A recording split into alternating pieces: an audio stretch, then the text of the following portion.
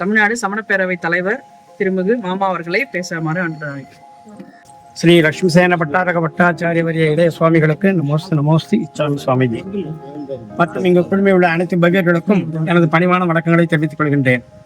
இப்பொழுது ஒரு தீர்த்தங்களுடைய வரலாறை சுருக்கமாக, மிக சுருக்கமாக, ரத்தன சுருக்கமாக உங்களுக்கு சொல்ல இருக்கின்றேன். நம்முடைய நாவலந்தீவு என்று சொல்லக்கூடிய ஜம்பு தீபத்திலே விதேக கஷேத்திரத்திலே கச்ச நாடு என்று ஒரு நாடு, அதனுடைய தலைநகரம் வீதசோகம். அந்த நாட்டை ஆண்டு வந்த மன்னன் வைஸ்ரவணன். அவன் நற்குணங்கள் அனைத்தும் ஒருங்கே பெற்றவன், நற்காட்சியாளன், அது ஒரு சமயக் திருஷ்டி, அனைத்து சிறப்புகளையும் பெற்றவன். தன்னுடைய மக்களின் குறிப்பறிந்து சேவை செய்வதிலே அன்னையை போல் விளங்குபவன். வள்ளல் தன்மையினால் வறுமையை விரட்டியவன், படைபலத்தால் பகைவனை விரட்டியவன். இப்படிப்பட்ட சிறப்பு வாய்ந்த அந்த மன்னன் தனஸ்ரீ என்கிற ஒரு தேவியை மணந்து வாழ்ந்து வருகின்றான். அவர்களுக்கு ஒரு மகன் பிறக்கின்றான், ஸ்ரீதரன் என்று அவனுக்கு பெயர். அந்த காலத்துல அரசர்கள் என்ன பண்ணாங்க, வருஷத்துக்கு ஒரு 10 நாள் 15 நாள் நகரத்தை விட்டு காடு நோக்கி சென்று வசந்தோற்சவம், நீர் விளையாட்டு என்று சொல்வார்கள், அப்படிப்பட்ட ஒரு விழாவை ஒரு 10-15 நாள் நடத்திட்டு திரும்பவும் நகரத்துக்கு வருவாங்க. அது அந்த காலத்து மன்னருடைய வழக்கம். அதே போல இந்த மன்னனும் வசந்த உற்சவத்தை நடத்துவதற்காக தன்னுடைய நகர மக்களுடன் பரிவாரங்களுடன் புறப்பட்டு காடு நோக்கி செல்கின்றான். அப்படி போய்கொண்டிருக்கும் பொழுது நகரத்தை தாண்டி காடு வருகின்றது. காட்டிலேயும் பயணம் செய்கின்றான். இடையிலே ஒரு பெரிய ஆலமரம், கொஞ்சம் முக்கியத்துவம் பாருங்க, ஐயா சொன்ன அதே நிலையாமே தான் வரப்போகுது. ஒரு பெரிய ஆலமரம், அது பல கிலோமீட்டர் தூரத்திற்கு பரவி இருந்தது.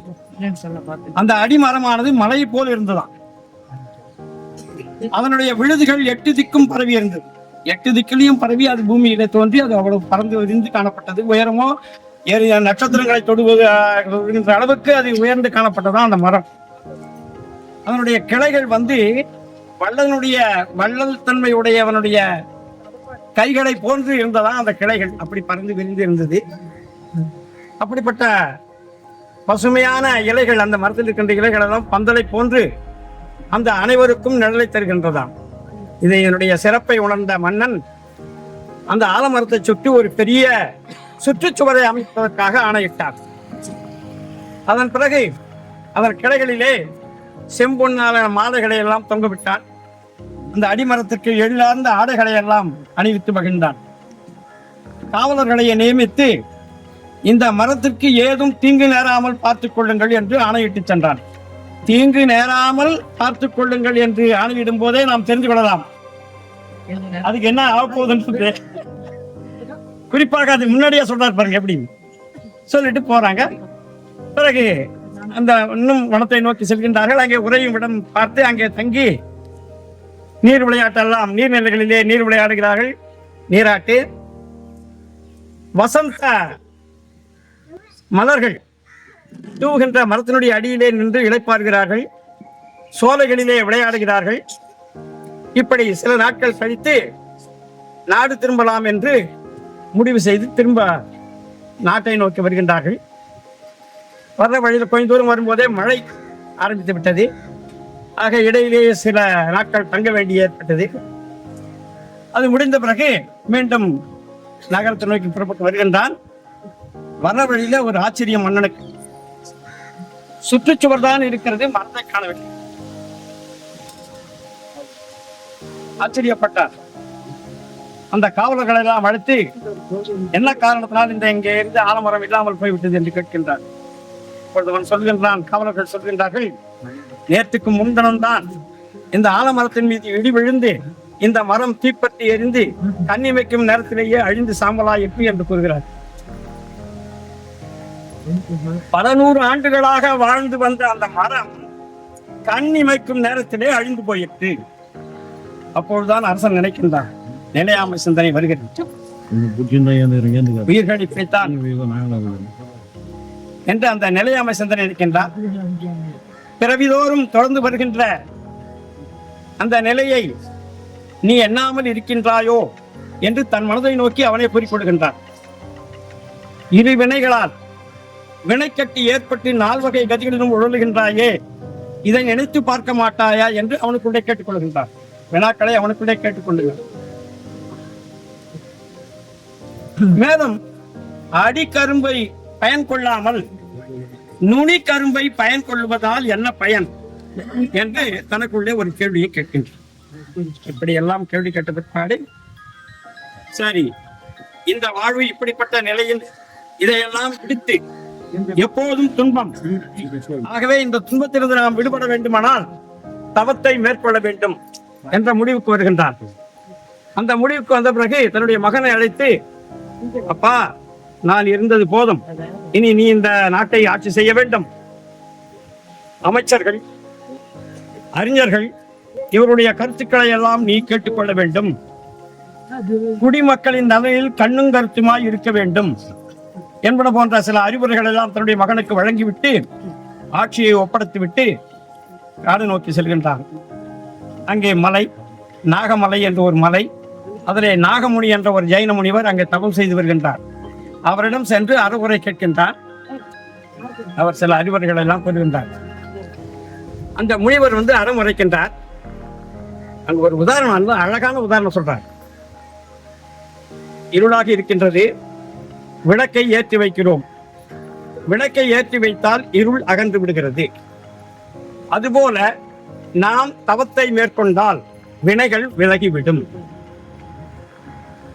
எண்ணெய் வற்றி அந்த விளக்கு அணையுமானால் மீண்டும் இருள் வந்து சேர்ந்து விடுகிறது. அதை போல நாம் தவத்தில் குறைந்தால் சென்ற வினைகள் மீண்டும் நம்மை பற்றிக் கொள்ளும் என்று மிக அழகான ஒரு உதாரணத்தை கொடுத்து அந்த விளக்கம் கொடுக்கின்றார். மேலும் பல உதாரணங்கள் எல்லாம் கொடுக்கின்றார். அதையெல்லாம் கேட்ட பிறகு இவர் முனி தீட்சையை ஏற்றுக்கொண்டு தவத்திலே ஈடுபடுகின்றார்.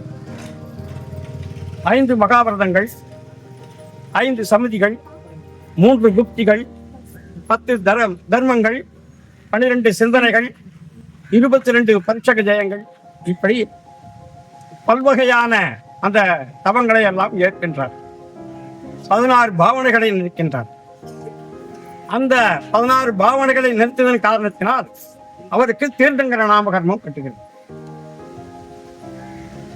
மற்ற தவங்களை எல்லாம் மிக சிறப்பாக அவர் செய்த காரணத்தினால் சமாதி மரணம் அடைந்து பஞ்சானுத்தரத்திலே அபராஜித விமானத்திலே தேவனாக பிறக்கின்றார்.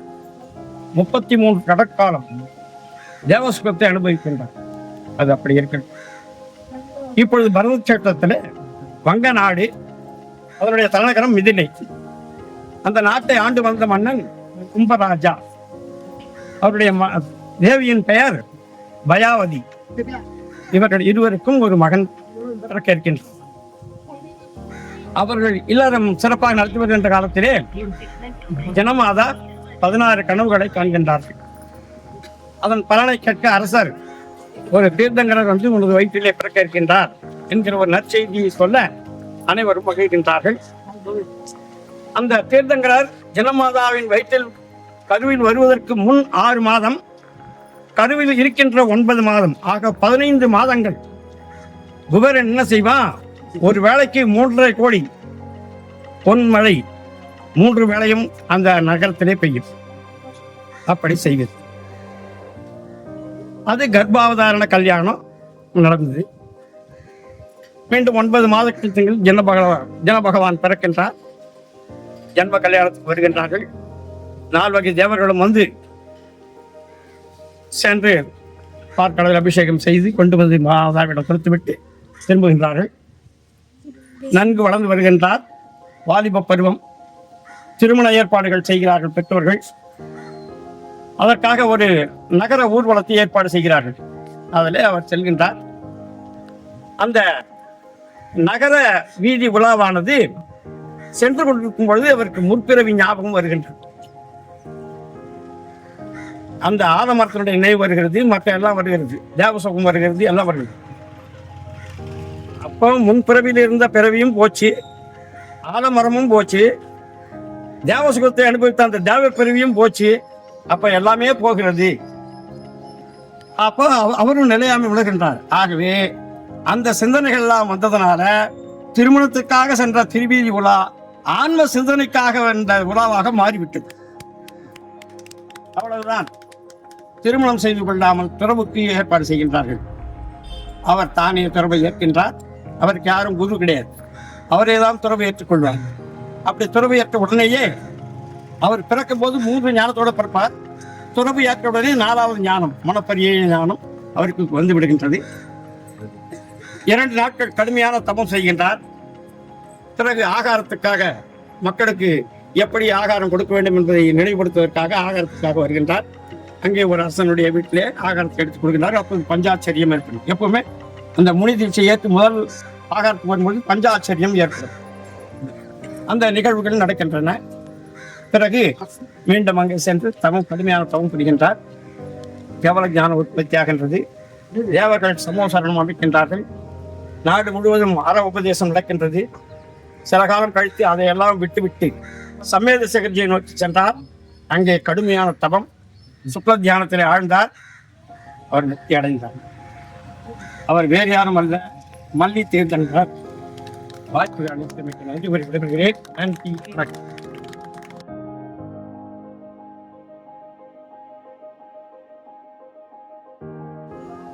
வருகின்ற 13ஆம் தேதி சனிக்கிழமை மேல் சித்தாமூர் ஜனாலயத்திலே பகவான் பார்ஸ்வநாதருக்கு சிறப்பு பூஜை மற்றும் சாதித்திர சுத்தி விதான பூஜை தொடக்கம்.